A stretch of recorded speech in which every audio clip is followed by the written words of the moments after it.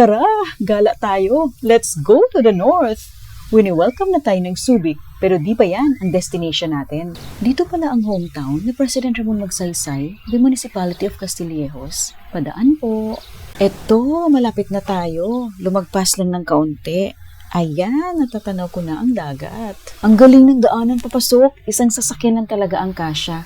At nakarating din tayo dito sa Cocina de Pobre Beach Resort. Ito ang view at vibe niya. Parang may kulang. Lagyan natin ng buhay para magandang visuals. Ayan, di lalong gumanda, di ba?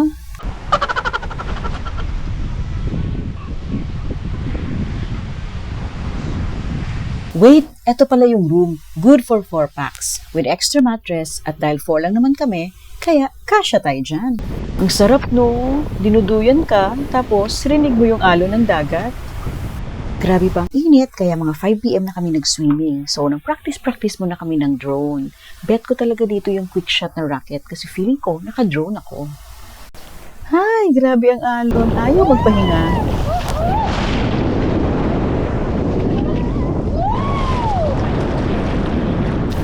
Ito ang tanawin paghapon. They really take pride of this kasi ito ang sunset view dito. Beautiful.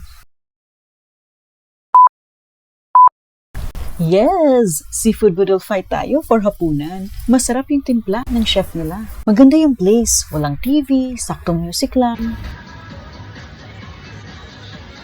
Kaya ayan, walang humpay na pa-picture at aurahan. Hello, sunrise! Good morning! Ito yung breakfast namin. Check out is 12 noon, kaya sinulit pa namin ang remaining hours. Simple, relaxing at comfortable yung place. Mababait din yung mga staff at yung namamahala ng Cocina de Pobre. Naway mapanatili nyo ang magandang serbisyo at mapangalagaan ang kalikasan. Thank you for watching! Bye! Eto nga, nadaanan namin itong fruit stand pa uwi. Ang daming tindang mga prutas, especially mangga. See you sa susunod na gala. Bye!